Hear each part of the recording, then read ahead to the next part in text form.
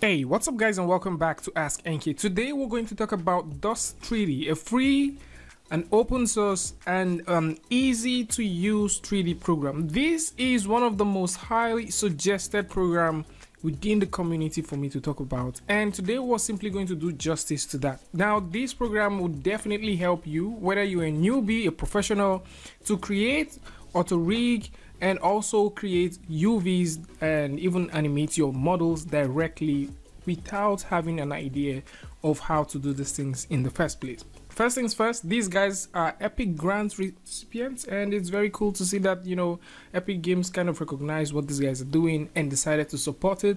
And a huge shout out to the creator Jeremy Hu. Jeremy Hu is the same guy that created the auto mesher that we are hoping and praying that the guys from Blender would simply implement in the upcoming uploads or upcoming updates to Blender. At the same time, if you want to download this and also find some cool resources, you will definitely find them right here, as this is available for both Windows, Mac, and Linux.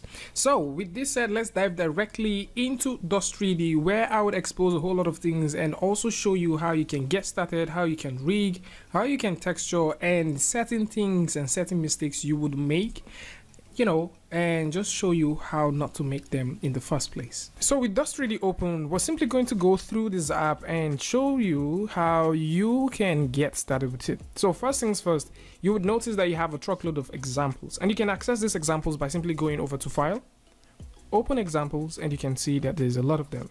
Now, these examples will just simply guide you to knowing certain things, but before we actually get into that, you might want to also take note of the UI.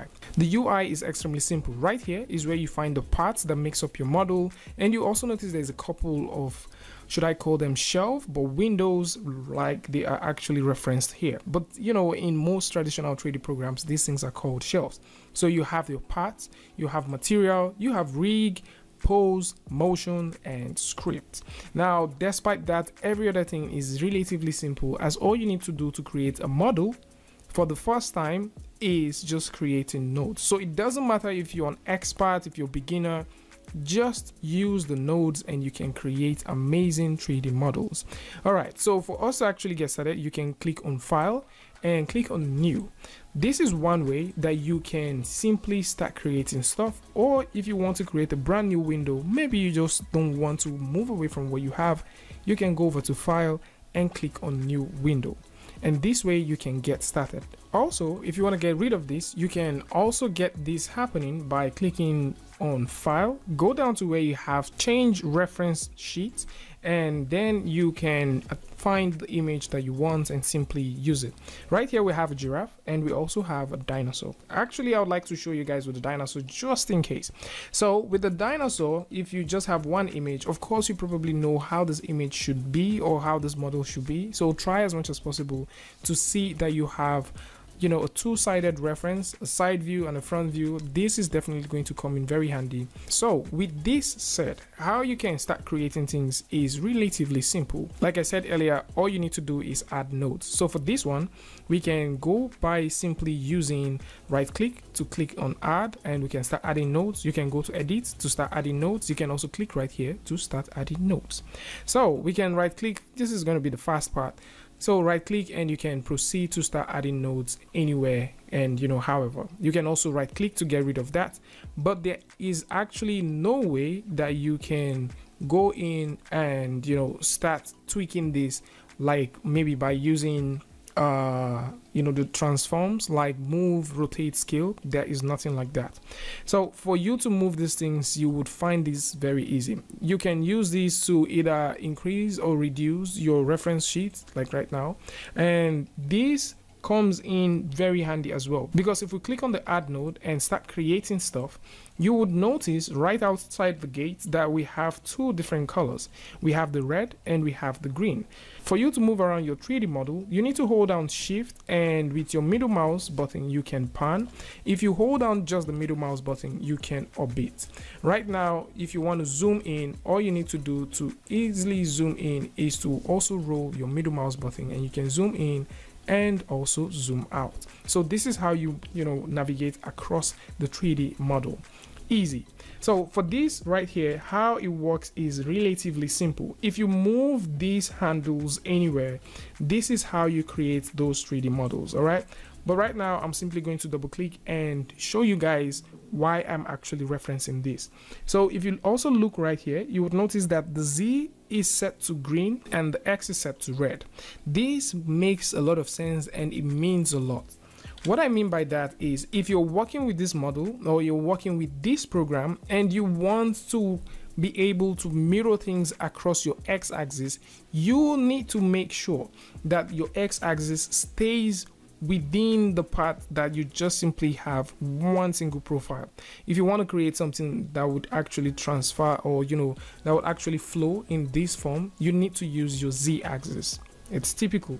So for us to get started, I would go in and click right here, click right here, click right here, and I'm just defining the basic parts of this dinosaur. Another thing you would also easily or quickly notice is we have these triangles right here. This is the world origin, or the origin for your object. All right, meanwhile, this controls the object. This controls where this object would be placed, where it can be seen. But this is exactly the pivot, or should I call this the origin of your object. So we can simply place this origin right here and then place this one over to a point like this. Now, the reason why I initially said that this matters is, if you look right here where we have the properties, there is a weighing icon. Now this gives you the mirroring tool. Now with that, if you don't proceed to use the z-axis to create defining points like this, which seems to be extruding points, and you click right here, you're going to get a very, very bad geometry. So at this point, this is where you need to actually keep an eye for something like this. I would simply go ahead and select this, delete that, and let's get started. So if we want to really create something and preserve the geometries and get all of those nice features that we can get, like the mirroring, of course we can get this going. There's other ways that you can also cheat through that, but let's simply stick with the basics. Of course, you can also make changes by switching the axis to XY, which you can find if you go over to edit and go over to switch. But at this point, if we just go through and easily click, you'll notice we'll started creating an object. So with this now, I would simply move this over to where I want it to be, which is going to be right here, and I can increase this just to make sure we have that. And then let's also define the center and also define this center, and hold down shift and move this over to this point. All right, so let's also bring this one down, and with this I can just use the middle mouse and make these changes. So one goes there, one comes right here. I'm also going to put one right there. We're going to put one here, put one over here. Maybe we can put a tiny one right there, and maybe another tiny one right over here. So at this point, if we simply choose to mirror this, if I proceed to double click and click on the mirror tool, you notice we've already mirrored this. So how do we split this apart? If I move this, you'll now notice that we can move the mirrored sides apart. So we can now define here as the origin, which is going to be like the center, and from this part we can go ahead and start making some changes. Let's move this 3D object over to a point like this, and if you want to subdivide, just simply click right here and you'll be able to subdivide. You can also use this to toggle round edges, which is going to give round edges to any loose parts. At the same time, you can also chamfer this by clicking on this button, and you'll be able to chamfer your geometry, and you can cut the faces out if this is also something that you want. So there's a couple of things that you can explore from there, and real quick, you've started creating your own geometry. So I can go ahead and let's simply turn this off, and let's go through and make these parts and also make the hands. So one thing to also keep in mind is, while you're working on this, you can notice as I'm using this to define the side, which is not supposed to be opposing what we already have here, there is a very quick switch that can get us from point A to B. Another thing to also keep in mind is, while you're trying to make this, try as much as possible not to allow this particular node to touch any of the pre-existing node. If it does touch it, you might have some issues. So issues like this can occur. So we are going to simply avoid that and proceed to also talk about how you can switch the red axis with the green axis. So if I double click right now and go over to edit, I can easily switch this axis. So we can now notice that the green axis is now here while the red axis stays here, and you can switch this back and forth. So just in case you started out with the red one, don't feel bad about it, as you can always switch this. Now once I'm done with that part, I can simply move this model over to the section where I want it to be, and since we're defining this as the center, you can start noticing that we have our model sitting exactly where we want it. I can also go ahead and double click this part and tilt this or simply bring this down a little bit, and by clicking on the last node and either right clicking and clicking on add, or going right here, I can also proceed to add even way more nodes. So let's go in and finish up these other ones, and then we'll come back and talk about some other stuff that you need to also have an idea about. Alright, so now that we have the core basics of the model that we want, the next thing which we need to do is just simply align these things. So we've already talked about how we can get this from point A to point B, and you would notice that I already have the hand right here, so I can move this very close, and these other parts for also have that connecting part, and this is why a reference is very important. We can simply tilt this and get a very good connection going on here. Now how this works is pretty interesting, that once a model from a different layer comes across a model from another layer, they just kind of merge. So there's some sort of calculation that's going on here, and it simply merges these things together. So it's now left for you to decide how you would like these things to be. As you can see from the side view and also from the front view, we don't really have a bad geometry at all. So I can also double click and move this one close, and from this part I would easily eyeball the fact that the hands are supposed to be coming out from a point like that. Let's also select this, make a marquee selection, and move this all the way up to this point, and also move this one all the way up, and we can also make those changes, and I can select the last one, which seems to be this, and bring it pretty close to the body. Now with that done, I can move all the way here and toggle on a mirror, and we already have a mirror going on for us. So with this, you can start making some very cool tweaks to how you want your model to actually look. And for this part, we might just simply bring this one very close to these hands and to this point, and also do the same thing for the other parts of the model. So real easy and quickly, you can now see that we have our model going on here.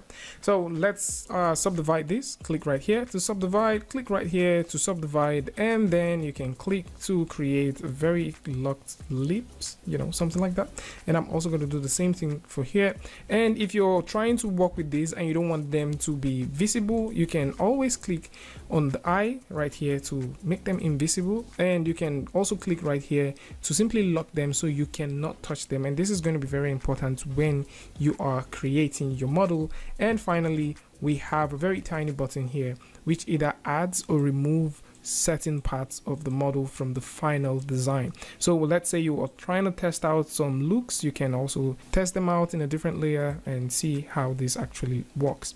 So with all of these things said, let's also subdivide that part, and let's throw in those chamfers. They look pretty nice. I'm also going to throw that right here. This doesn't really look so good with this, but of course we can make some tweaks, as I can go in here and pick out some parts and just simply move them in some very nice forms and get something really cool happening. So with this here, I can also click on the sides of the tail. Let's make sure it's not locked. So I'm also going to click right there, click, and make those changes right here. So I think this is just about what we want. All right. So with this here, the next thing which we're going to take a look at is how you can texture this. So let's say, for example, we want to texture this. For some reason, we just want to texture it, all right? So how we can texture this is going to be very or relatively simple.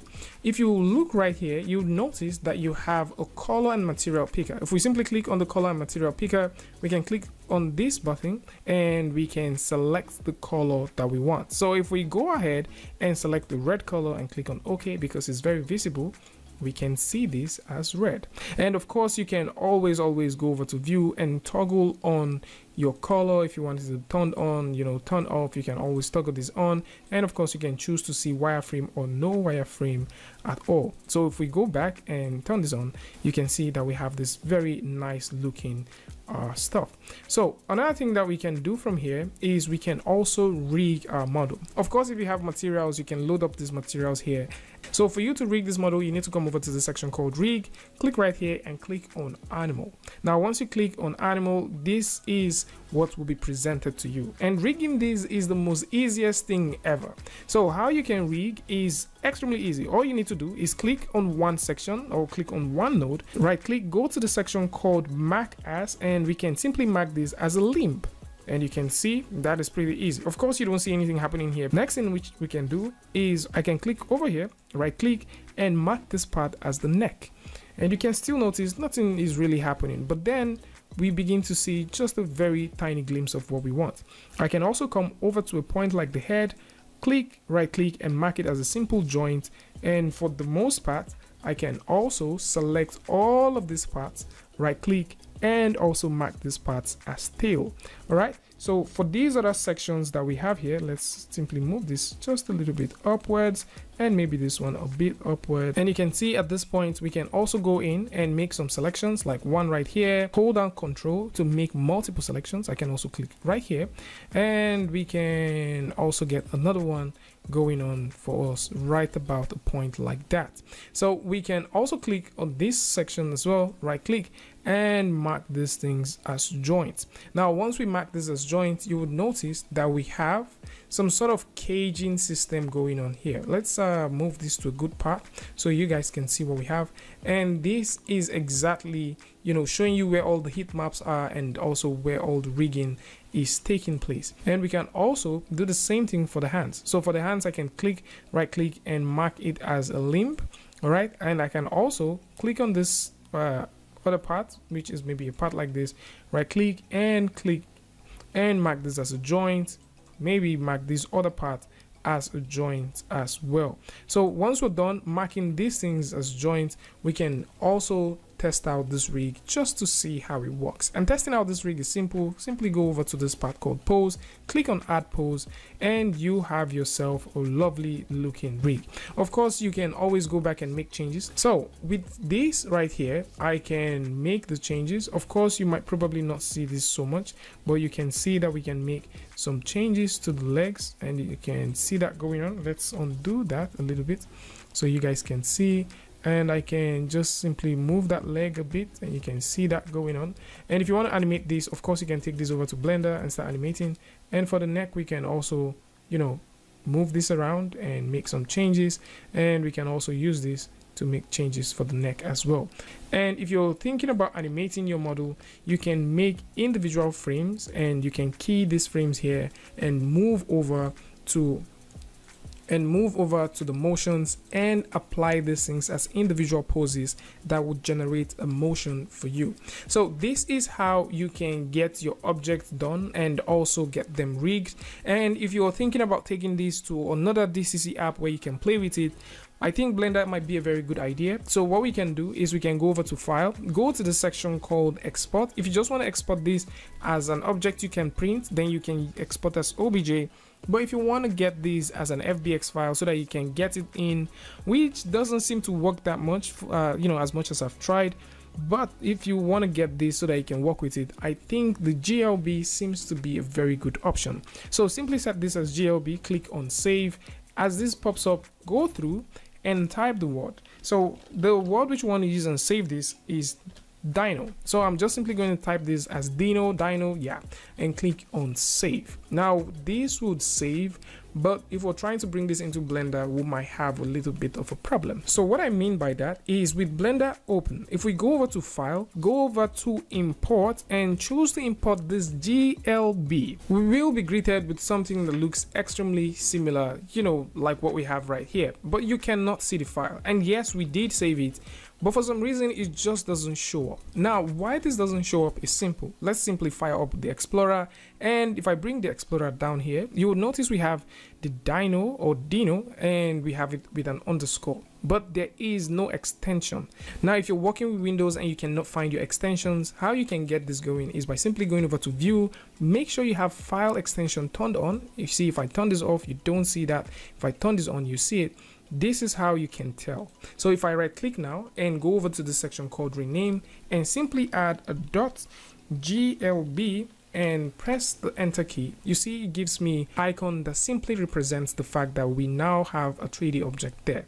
And with this done, I can easily refresh this. Let's simply refresh this one more time, and you notice we have the dino or dino.glb here. So I can go in and just fire up the import, and this would import that object right there. Let's delete the default cube. You can notice that we have the joint here, we have our model. Let's see if it came with the shading. Of course it did.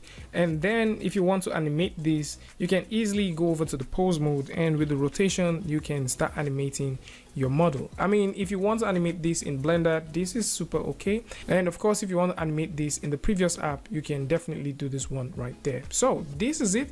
If you might want to make some changes and, you know, get some pretty cool stuff happening for you, you can also make those decisions. And it's very interesting to see that you can, you know, work with this tool and get some cool stuff happening for you by simply using a free and an open source tool that is being made and also being supported by a set of individuals. So I would like to know what you guys think about this in the comment section. And yes, before we go, there is a preference, and within the preference is where you can change the texture size in case you want to texture this in 4K, 2K, 1K, or even 512 resolution. So this is about it. Tell me what you guys think about this in the comment section. And of course, if you like this video or you learned something from this, you can go ahead and give it a like, and don't forget to share with a friend. And if you're new here, it's going to be amazing for you to hit the subscribe button and also turn on the notification so that you don't miss the next video or the next update. And until I see you guys again with a tutorial update, Free Friday, Tutorial Tuesday, tips and tricks, things like this. Peace.